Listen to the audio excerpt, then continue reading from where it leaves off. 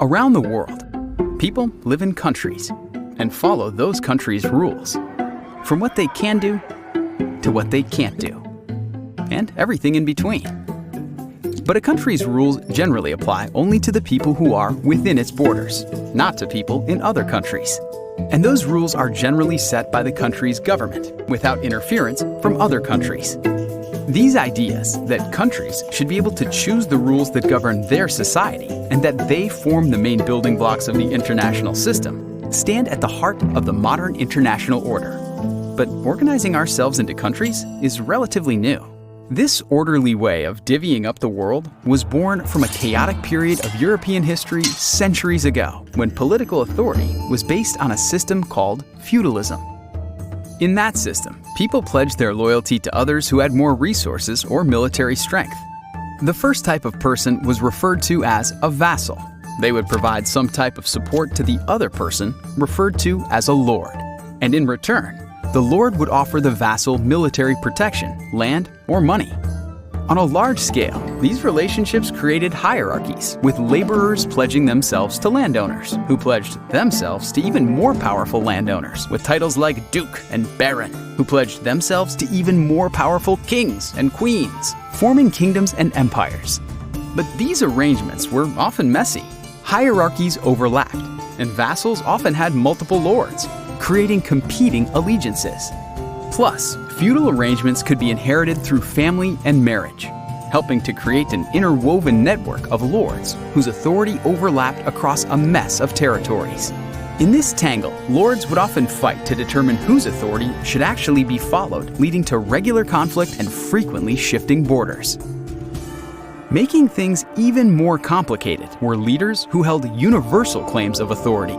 From Rome, the Catholic Church's leader, the Pope, claimed political authority over all Christians, regardless of where they lived. And the Church routinely involved itself in political and economic affairs across Europe, often creating tensions with secular leaders.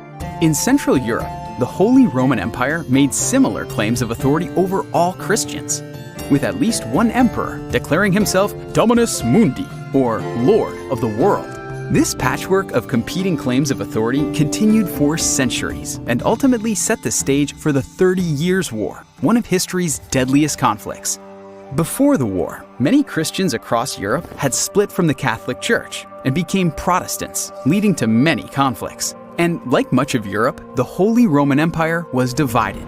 It was composed of hundreds of estates led by various lords, many referred to as princes. Some princes governed their lands as Protestant, and some as Catholic. In 1618, a Protestant region, fearing religious persecution, rebelled against the Catholic emperor. But for a variety of religious and political reasons, the conflict expanded. Leaders from across the continent sent their armies into the empire to fight, resulting in brutal, widespread violence, destroying entire cities and killing millions of people. Scholars point to the end of this war in 1648 as a turning point for Europe, where out of chaos, the modern international system was born.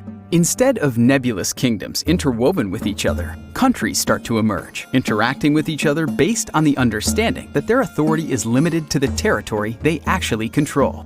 Many experts say that the Peace of Westphalia, the treaties that ended the war, established the important principle of sovereignty, which has essentially three dimensions: that countries should accept the borders of other countries and not use force to change them, that countries should not interfere in other countries' domestic affairs, and that governments should have complete authority within their own borders.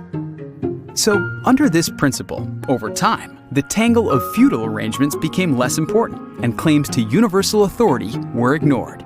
While Europeans pioneered this idea, they regularly violated each other's sovereignty after the war, and by continuing to expand their empires, they denied it to their colonies around the world.